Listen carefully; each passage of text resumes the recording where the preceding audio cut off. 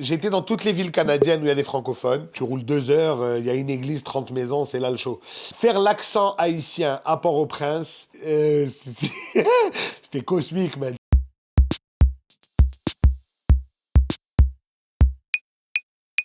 Oui, mais après, je suis retourné avec plus de métiers. J'ai joué en Europe, en Belgique, tout ça. J'ai fait une petite tournée là-bas. J'ai joué à Toulouse, j'ai joué à Lyon, à Bordeaux. J'ai joué ouais, dans pas mal de villes quand même. J'ai joué en Haïti, ça c'était malade ça. Faire l'accent haïtien à Port-au-Prince, c'était cosmique, man. Je sais pas, c'est complètement fou. Et la réaction du public, il l'accepte.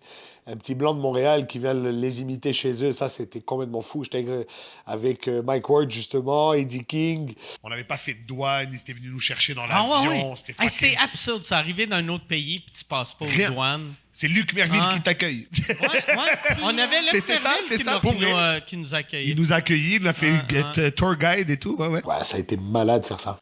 Pas joué au Maroc encore. J'aimerais bien faire le Marrakech du rire. Ça n'a pas donné. J'ai eu le privilège d'aller tourner un film au Maroc. Ça, c'était génial. Avec Rachid Badouri, Michel Boujna. C'était extraordinaire.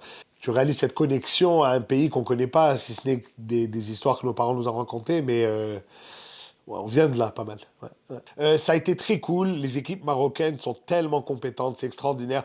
Moi, mon personnage préféré de toute cette histoire, c'était la maquilleuse. Elle était là, femme voilée, tu vois. Tu te dis, putain, elle fait ça dans la vie. Commence à lui parler et tout. Tu fais ça? Ouais, ça fait 25 ans que je fais ça. Et là, je lui dis, est-ce que tu as joué dans des films qu'on connaît? Ouais. Gladiateur, Star Wars. Et là, elle commence à défiler la liste. Ouais. Elle a joué sur les plus gros blockbusters de l'histoire. Et ça a l'air d'une tante, quoi. Ça, c'est extraordinaire. Et tu réalises que même au Maroc, la culture du cinéma est immense. La Warzaza, tout ça, c'est vraiment gros. Et il y a beaucoup de techniciens qui font ça là-bas. Et c'est une vraie culture. C'est vraiment nice. J'ai été dans toutes les villes canadiennes où il y a des francophones. L'histoire, c'est qu'il y a la tournée des rendez-vous de la francophonie qui s'appelait, que mon gérant a développé. Donc, dès qu'il y avait une nouvelle ville qui s'inscrivait, j'étais un des premiers à y aller. Donc, toutes les provinces, c'est sûr. Dans le Grand Nord, j'ai fait Iqaluit, Yellowknife, Whitehorse.